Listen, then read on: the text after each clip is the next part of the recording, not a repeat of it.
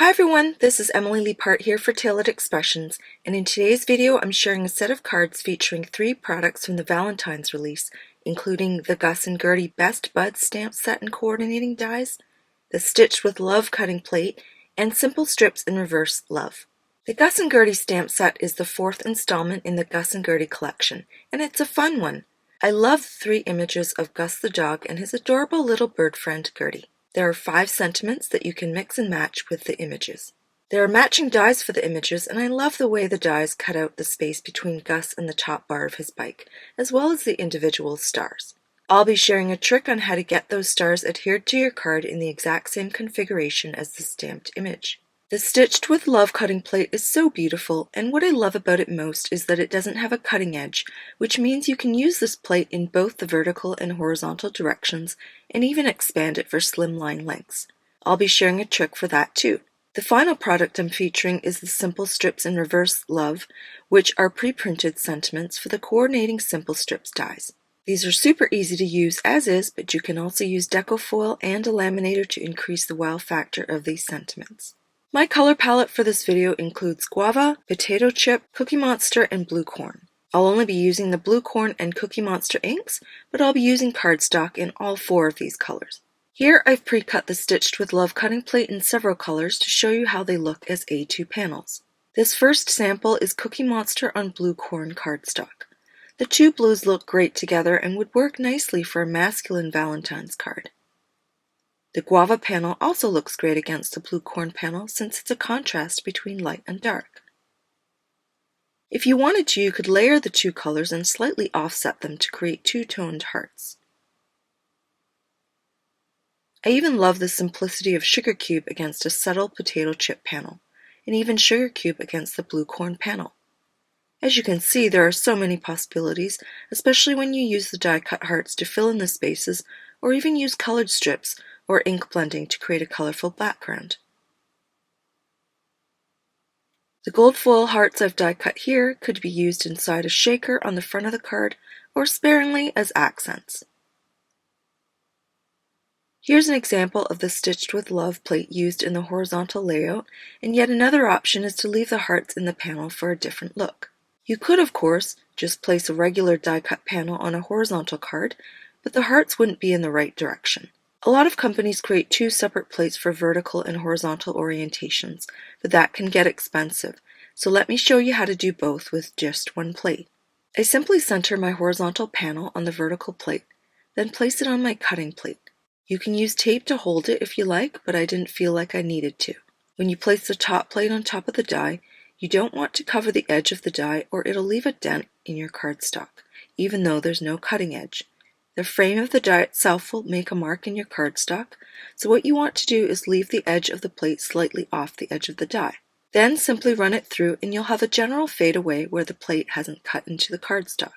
Now, I love the way these partial die cuts look, and you can definitely use the panel like this. It also means you can stamp a sentiment cleanly on the side of the panel where it hasn't been die cut. To continue the pattern on the other half of the panel, I'm going to overlap some of the cutting plate with the die cut portion so the pattern literally locks in. This way it won't move and you know that it lines up perfectly.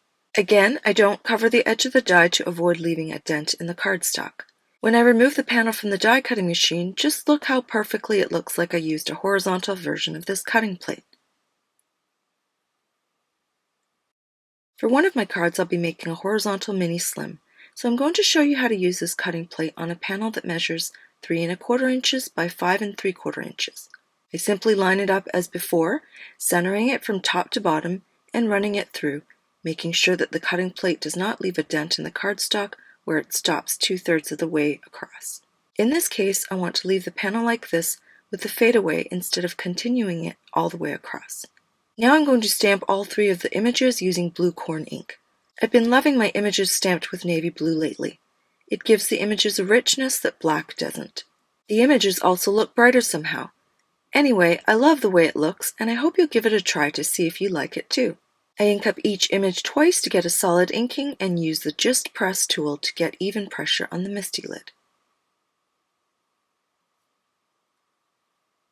Now it's time to color the images, so I'm going to put on some music while I use Copic markers on these adorable images.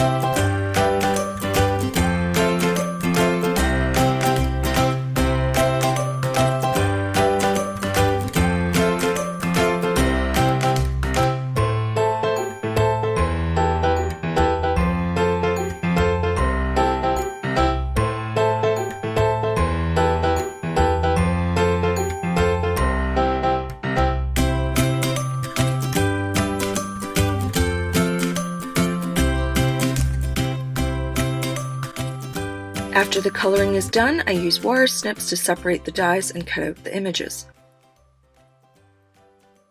For my first card, I'm also going to use the Build-A-Scene Rolling Hills dies and the Stitched Circle Stacklets.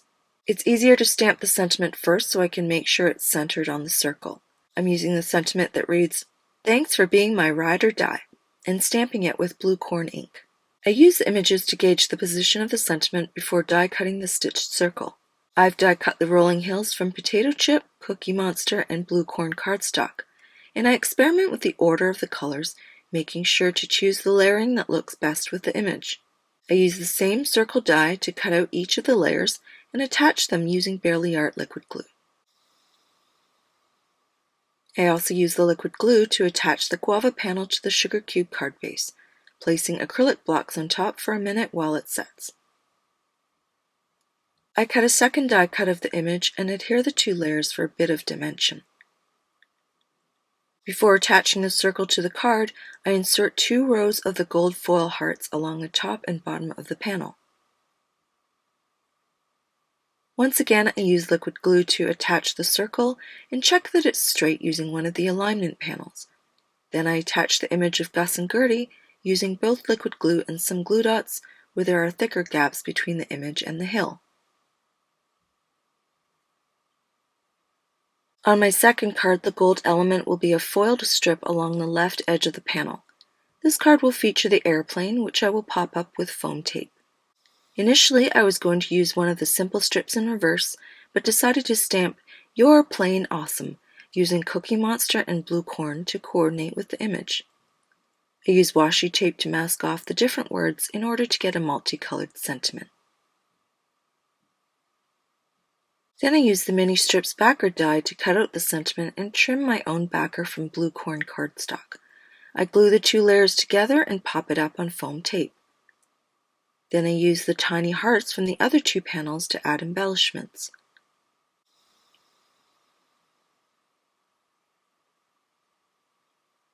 For my third and final card, I once again used the stitched circle stacklets to create radiating light for the moon. I cut out different sizes from different colors before settling on potato chip, guava, and gold foil. Once again, I used liquid glue to adhere the layers together. While I allowed those layers to dry under a stack of acrylic blocks, I added another layer of the die-cut image, stars included. Using a vellum die cut of the image, I'll be able to adhere the stars to the background in the exact positions they are meant to be. When I use the jewel picker to place the stars on the glue, I simply push down while gently pulling up on the vellum so it doesn't get trapped under the edge of the die cut. The last star sits on the edge between circles, so I use micro glue dots on that side of the star to bridge the gap.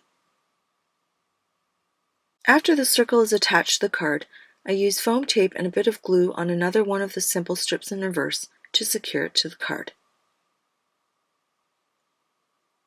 Here's a review of all 3 cards, which feature the same 4 colors by a combination of cardstock, ink, and Copic markers.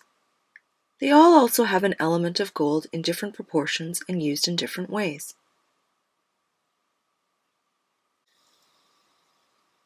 I hope you enjoyed all the tips and tricks in this video and that you're inspired to create with Gus and Gertie Best Buds, Stitched with Love, and Simple Strips in Reverse Love.